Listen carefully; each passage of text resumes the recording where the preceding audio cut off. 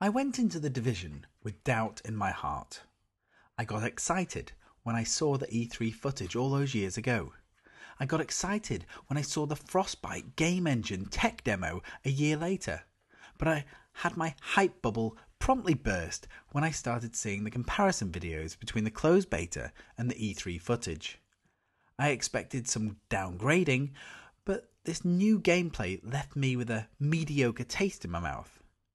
However, the open beta gave me a chance to form my own opinions, and I have jotted down a few ponderings here for our discussion.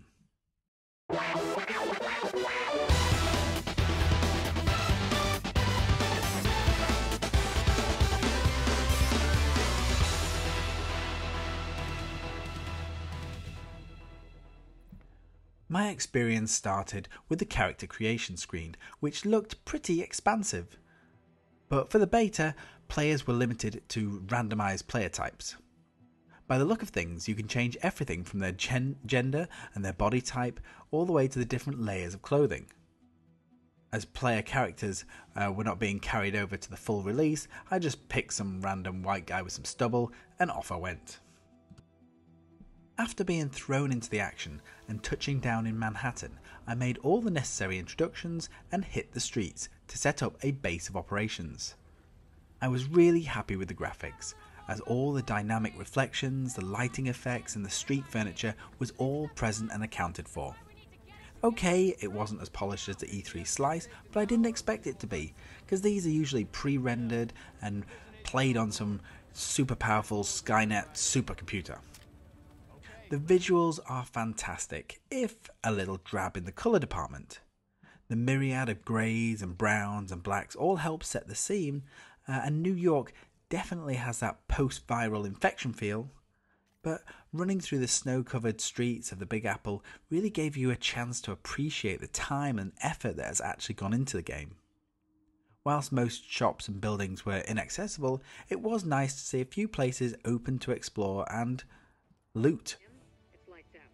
Colour crept in when you were inside different buildings, and one of the early missions to save a virologist ended up in this large red cafe, so there are colours. It's not totally grey.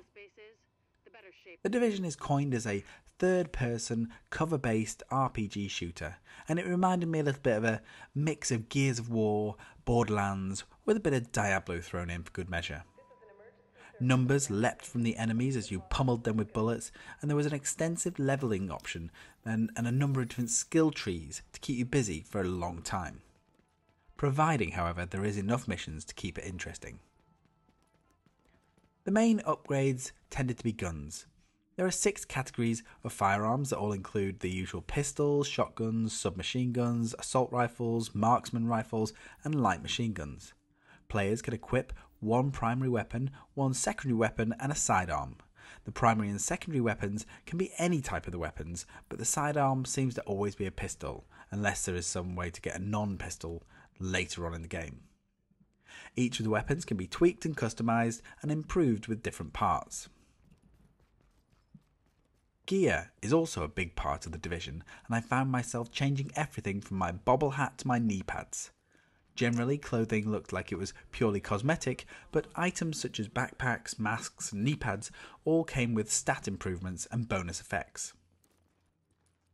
In addition to its extensive arsenal of firearms and gear options, the Division had various styles of play to explore, each with their own skills, talents, and perks.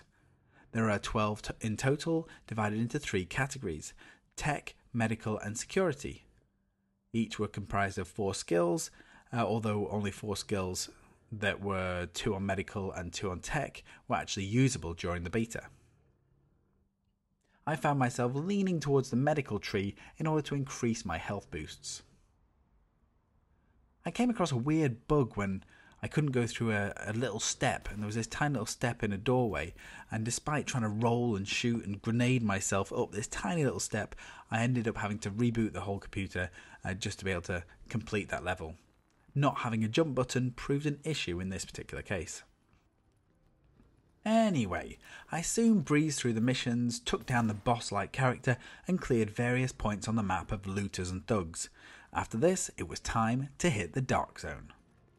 The Dark Zone is a PvP area with its own score tables and leveling system and specific loot. I found myself scouring the depths of the subway system, taking out bad guys and finding chests I couldn't actually open. Once loaded with loot, it was time to call in the helicopter and stash it. This is where it got a little bit weird. Whilst waiting for the chopper to arrive, various other players appeared to attach their own stash. At this point you could share the loot or turn and kill each other. Thankfully, enemies started to appear, which helped distract all the players from killing each other, but not for very long. Most of the time I was pretty happy to play nice, but on 2 different occasions I accidentally shot another player whilst trying to shoot an enemy, and this instantly turned me into a rogue agent, and the whole group just turned into a bloodthirsty psycho mess. It was great fun. Overall, I was sold on The Division. The open beta is just what I needed to convince me to pick it up on the 8th of March. The graphics set the scene, the sound fitted perfectly, and the gameplay seemed balanced and fun. I can see the mission structure could have legs, and there appeared to be lots to do. The cover shooting and aiming felt right and accurate, and the Dark Zone added an interesting slant to the multiplayer shooting genre. There is a plethora of hardcore RPG elements to keep a lot of people busy, but my only worry is that it might be like Destiny and that the first part has lots to show off, but it later becomes a grind of the same 10 missions over and over again. But we will see what happens in March. Now, did you play the beta? What were your thoughts? What were your opinions? Add them in the comments below. And if this video has been useful, then please like, subscribe, comment, and all that jazz. And I'll be back with another video very soon. Finish him!